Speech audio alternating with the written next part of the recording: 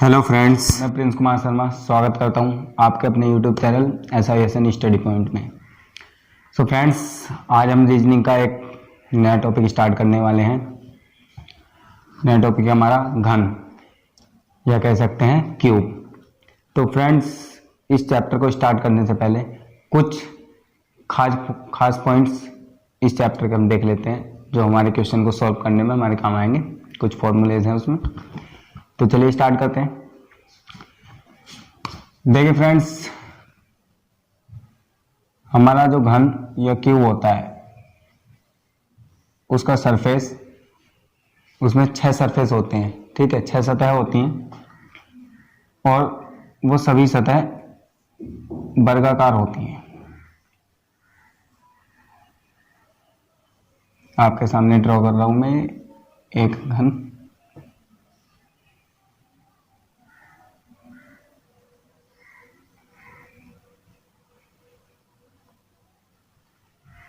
तो फ्रेंड्स, आपके सामने एक घन बनकर तैयार हो गया है।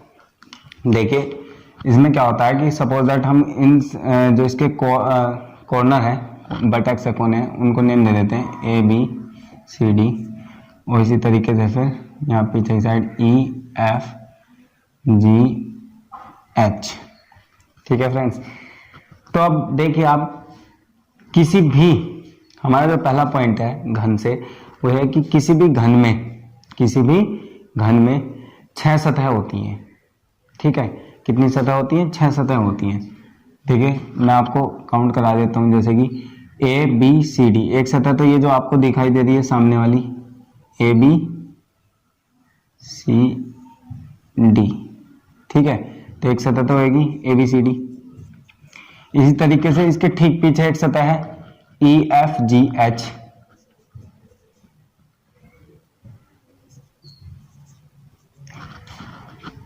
फिर एक सतह है CDFE, ये नीचे वाली सतह है जो इसके बेस में है, CDFE, और ठीक इसके अपोजिट डायरेक्शन में यानी टॉप पे ABHG। ठीक है फ्रेंड्स, तो ये हमारी 4 सतह हो गई। अब लेफ्ट हैंड साइड और राइट हैंड साइड में भी ADFG, और इसके अपोजिट डायरेक्शन में BCEH। तो मैंने एक पॉइंट आपको समझा दिया है कि हमारे इस तरीके से किसी भी घन में, किसी भी क्यूब में 6 सरफेस होते हैं, 6 सतहें होती हैं। ठीक है, अच्छा बात करते हैं अगर कोर की, ठीक है, यानी एजेस की, तो कोर होती है हमारी 12। देखिए, एक कोर हो गई AB, फिर दूसरी कोर हो गई BC, तीसरी कोर हो गई CD, और चौथी कोर हो गई है AD, या कह सकते हैं DA। तो 4 कोर होगी, 4 इसकी अपोजिट डायरेक्शन में होंगी, जैसे कि मैं दिखा देता हूं आपको EF, FG, GH और HE। 4 हो गई, 8 हो गई। अब इस तरीके से फिर 9, 10, 11 और 12। तो इस तरीके से 12 एजेस होती हैं किसी भी क्यूब में, यानी 12 कोर होती हैं। और ये सभी को पता है कि क्यूब की सभी एजेस बराबर होती है, इक्वल होती हैं। ठीक है, क्योंकि इसका हर एक सरफेस वर्गाकार होता है, यानी स्क्वायरिकल होता है। तो 12 कोर हो गई। अब इसके बाद यहाँ पे हम देखेंगे कि वर्टेक्स यानी कोने कितने होते हैं। तो कितने कोने होंगे भाई? कोने होंगे इसमें 8, 1 2 3 4 5 6 7 8। ठीक है, तो हमारे इस तरीके से 6 सतह हो गई क्यूब में। ठीक है, 6 सतह, 8 कोने और 12 कोण हो गई। ठीक है, 12 कोने हो गई। तो ये घन के बारे में, क्यूब के बारे में हमें जानना जरूरी था, आगे यूज करेंगे इनका फॉर्मूलेज में। ठीक है, तो चलिए बढ़ते अपने नेक्स्ट पॉइंट पर। देखिए क्या होता है, अगर हम किसी क्यूब को किसी पर्टिकुलर कलर में डुबोते हैं, और डुबोने के बाद उसको निकालकर हम काट देते हैं, और इस तरीके से काटते हैं कि बराबर छोटे छोटे, मतलब बराबर एजेस के छोटे छोटे घन बना दिए जाते हैं, यानी छोटे घनों में काट दिया जाता है।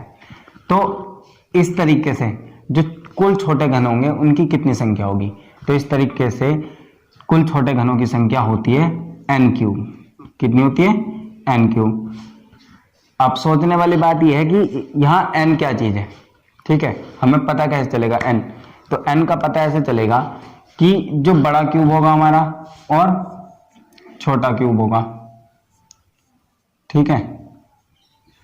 मान लो ये हमारे पास बड़ा क्यूब था और हमने इस एजेस के इसी तरीके के इक्वल इक्वल बराबर हमने कुछ छोटे घनों में काट दिया इसको।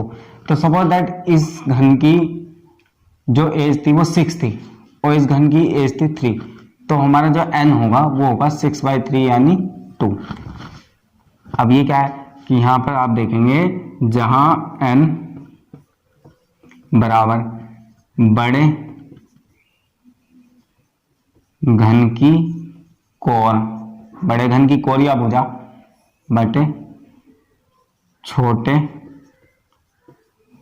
घन की कोर, ठीक है। तो इस तरीके से हमारा n फाइंड हो जाएगा और n क्यूब जो होगा वो कुल छोटे घनों की संख्या होगी, ठीक है फ्रेंड्स। तो चलते हैं अपने नेक्स्ट पॉइंट पर। अब देखिए क्या होता है कि जब हम किसी बड़े घन को किसी पर्टिकुलर कलर में डुबोते हैं और निकाल कर फिर छोटे छोटे घनों में उसको काटते हैं, तो कुछ घन तो ऐसे होते हैं, कुछ घन तो ऐसे होंगे जिन पे बिल्कुल कलर नहीं हुआ, किसी भी सरफेस पे कोई कलर नहीं हुआ। कुछ घन ऐसे होंगे जिनके तीनों सरफेस पे कलर होगा, कुछ घन ऐसे होंगे जिनके 2 सरफेस पे कलर होगा और कुछ घन ऐसे होंगे जिनके सिर्फ एक ही फेस पे कलर होगा, एक ही सरफेस पे कलर होगा। तो ऐसे अलग अलग जो हमारे इस चैप्टर से क्वेश्चन पूछे जाते हैं कि कितने घन ऐसे होंगे जिनकी एक ही सतह पर कलर है, कितने घन ऐसे होंगे जिनकी 2 सतह पर कलर है, कितने घन ऐसे हैं जिनकी 3 सतह पर कलर है, कितने घन ऐसे हैं जिनकी किसी सतह पर कोई कलर नहीं है, या कह सकते बिना रंगे घनों की संख्या। तो ऐसे अलग अलग क्वेश्चन को सोल्व करने के लिए अलग अलग फॉर्मूले हमारे हैं, तो वो फॉर्मूले हम डिस्कस कर रहे हैं। चलिए देखते हैं क्या है फॉर्मूले। तो चलिए देखते हैं हमारा जो इसमें फर्स्ट फॉर्मूला है, यहाँ आपको स्क्रीन पर दिखाई भी दे रहे होंगे। तो सबसे पहले देखेंगे बिना रंगे घनों की संख्या, बिना रंगे घनों की संख्या, तो ये होगा n-2 की पावर 3, n-2 की पावर 3। बिना रंगे घनों की संख्या जब हम किसी बड़े घन को किसी कलर में डुबोते हैं और निकालकर उसके छोटे छोटे घनों में काटते हैं, तो छोटे घन ऐसे कितने घन होंगे जिनमें बिना रंगे घने होंगे, तो बिना रंगे घनों की संख्या होगी n-2 की पावर 3। चलिए दूसरा होगा हमारा, अब देखिए बिना रंगे हो गए, अब सतह बढ़ाएंगे, एक सतह रंगीन, एक सतह रंगीन घनों की संख्या,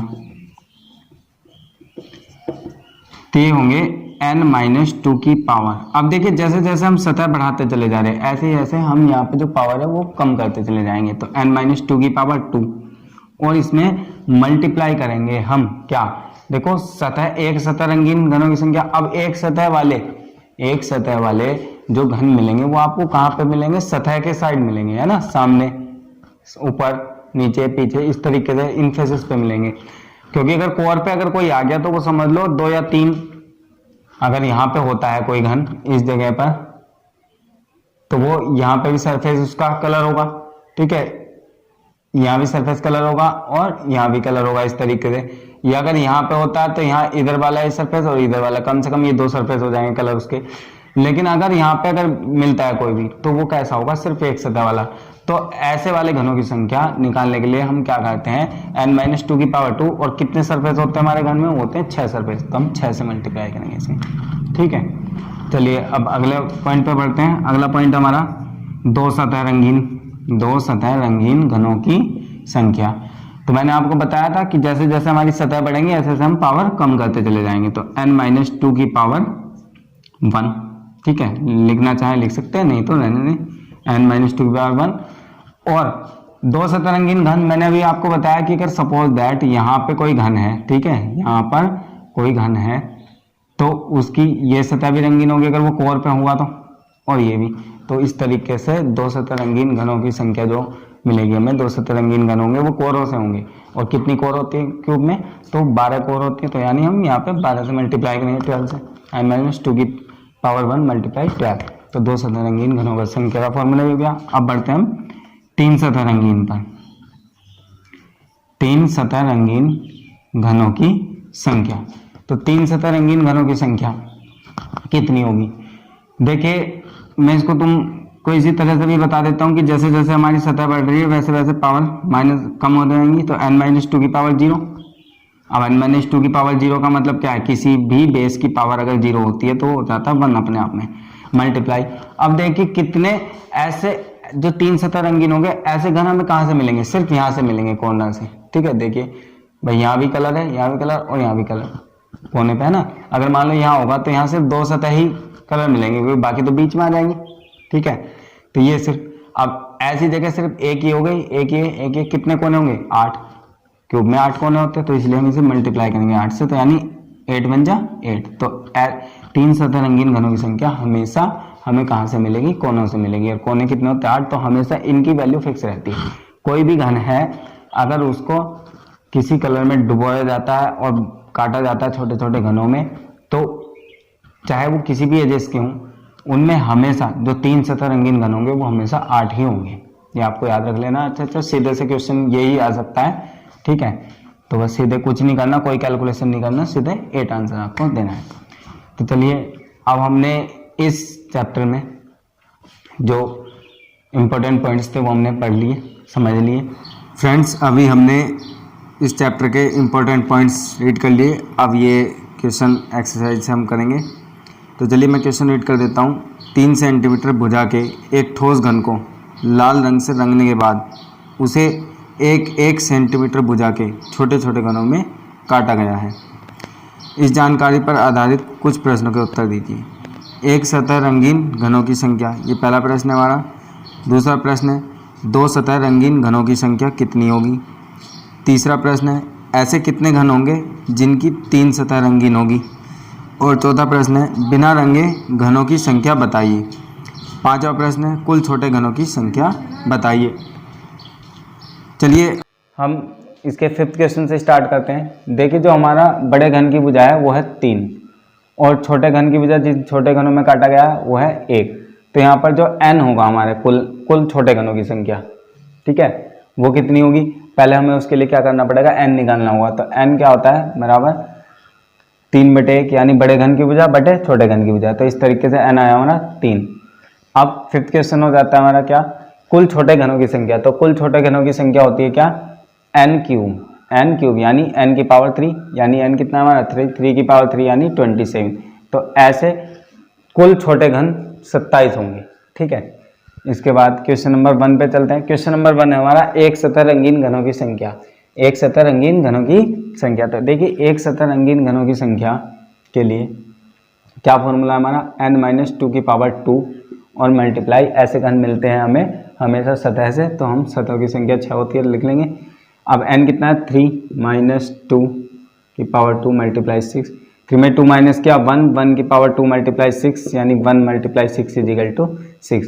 तो ऐसे हमारे 6 घन होंगे, 6 छोटे घन होंगे जिनकी सिर्फ एक सतह रंगीन होगी। ठीक है, क्वेश्चन नंबर सेकंड कहा गया है दो सतह रंगीन घनों की संख्या कितनी हुई। अब दो सतह रंगीन घन हमेशा हमें कोर से मिलते हैं। ठीक है, और कोर होती कितनी 12। तो n-2 की पावर 1 मल्टीप्लाई 12। ठीक है, n-2 क्योंकि पावर्स मैंने बताया था जैसे जैसे सतह बढ़ती रहती है ऐसे ऐसे यहाँ पे n-2 की पावर कम होती रहती है। तो पहले एक सतह थी तो हमारी जो n-2 की पावर थी 2। अब दो सतह रंगीन की बात हो रही है तो n-2 की पावर 1। तो n यानी 3 - 2 मल्टीप्लाई 12। अब 3 - 2 क्या हो जाएगा 1 मल्टीप्लाई 12 यानी 12। तो ऐसे 12 घन होंगे जिनकी दो सतह रंगीन होगी। ठीक है, चलिए बढ़ते हैं नेक्स्ट क्वेश्चन पे। अगला क्वेश्चन है हमारा 3rd क्वेश्चन। ऐसे कितने घन होंगे जिनकी 3 सतह रंगीन होगी। तो देखिए बहुत ही अच्छा और बहुत ही इजी क्वेश्चन है, आपको बिल्कुल ध्यान रख लेना है। मैंने आपको जब ये पॉइंट्स समझाए थे इस चैप्टर के तब भी मैंने आपको बताया था कि जब भी 3 सतह रंगीन घनों की संख्या होगी आप सीधे सीधे आंसर लिखेंगे 8। क्यों लिखेंगे 8, ये भी मैंने आपको बताया था, एक बार फिर से बता देता हूँ। किसी भी क्यूब में 8 कोने होते हैं और 3 सतह रंगीन वाले घन हमेशा आपको कोनों से ही मिलते हैं, ठीक है। अब 8 कोने हैं तो सिर्फ 8 ही घन होंगे। तो क्वेश्चन सोल्व हो गया। क्वेश्चन नंबर 4, बिना रंगे घनों की संख्या। बिना रंगे घनों की संख्या यानी ऐसे कितने घन होंगे जिसकी कोई भी सतह रंगीन नहीं होगी, ठीक है, या कह सकते हैं रंगहीन घनों की संख्या, रंगहीन घनों की संख्या।